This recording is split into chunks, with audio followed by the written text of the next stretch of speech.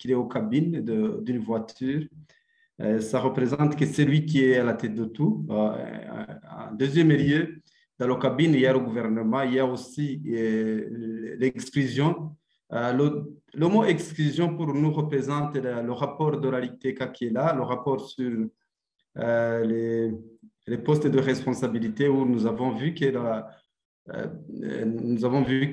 pour le moment, c'est le parti CNDD partout dans tous les postes de responsabilité, même dans l'éducation et la santé, ce qui n'est pas en accord avec l'accord d'Arusha pour la paix et la réconciliation. C'est ça le message. Donc, si la cabine ne fonctionne pas bien, c'est que tout le reste va de soi. En plus, pour le châssis, vous avez vu les recommandations et le contexte.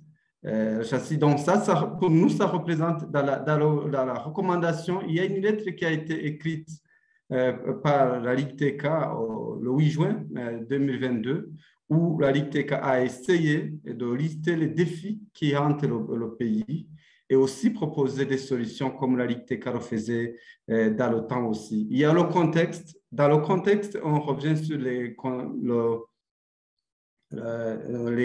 discours non tenus du président de la République qui ne sont pas suivis par des actions.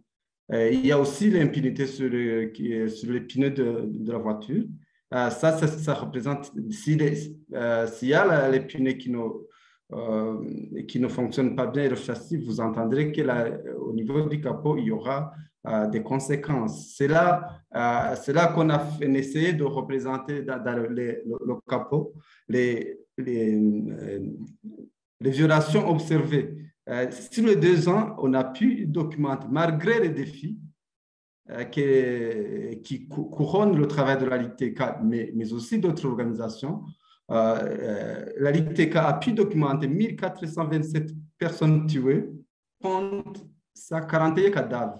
Vous représentez ce chiffre et vous savez que la province de Sibitoki n'est pas une province comme d'autres. Il y a beaucoup de hauts cadres du pays qui sont natifs de cette province, y compris même ceux qui commandent la police et l'armée. Donc là, pour aussi aider le gouvernement à faire face, à lutter contre cette impunité, on a essayé de montrer les auteurs de ces crimes.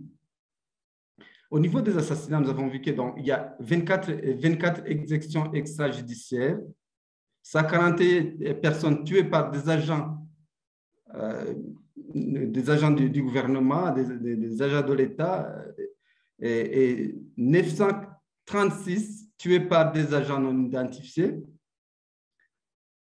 326 tués suite aux faits sécuritaires. Au niveau des arrivements, on a pu documenter, malgré des défis, 116 personnes arrivées, 24 victimes de violences sexuelles, 151 personnes torturées et 1362 personnes arrêtées arbitrairement. Donc, vous entendez quel est le bilan est alarmant et la Ligue TK reconnaît que ce bilan n'est pas exhaustif. Il faut que le gouvernement pense à réhabiliter l'accord d'Arusha.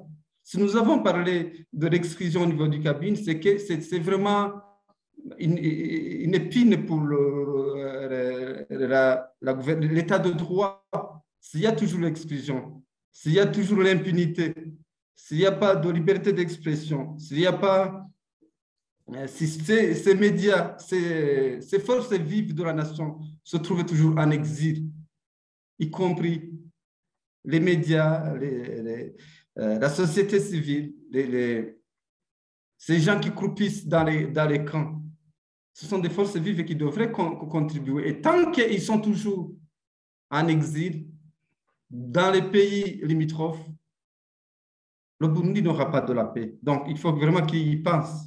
Autre chose, c'est que il faut passer aussi aux libertés publiques. Il faut laisser les organisations se trouver au Burundi travailler. Il faut laisser ces médias parce que ce sont des forces qui sont là pour aider le gouvernement. Si le président de la République continue à donner des discours d'espoir sans qu'il y ait d'action, il sera considéré comme d'autres comédiens burundais ou autres comédiens de la sous-région. C'est pourquoi, pour nous, à la réalité, nous recommandons vivement au gouvernement, au président de la République, de penser à faire face aux défis. C'est même honteux quand un président de la République prenne une décision et que cette décision n'est pas suivie. On le voit dans d'autres pays, si le président parle, c'est vite fait. Mais ce n'est pas le cas dans notre pays. C'est pourquoi, par ailleurs, dans le cabinet, on a pu mettre le gouvernement en haut de la tête du président de la République parce que nous voyons qu'il est dominé par même son gouvernement. Il ne contrôle pas son gouvernement. On voit que parmi les membres du gouvernement, il y en a qui sont mieux entendus, ces ordres sont suivis plus que les ordres donnés par le président de la République. C'est ça le message qu'on a voulu donner au président.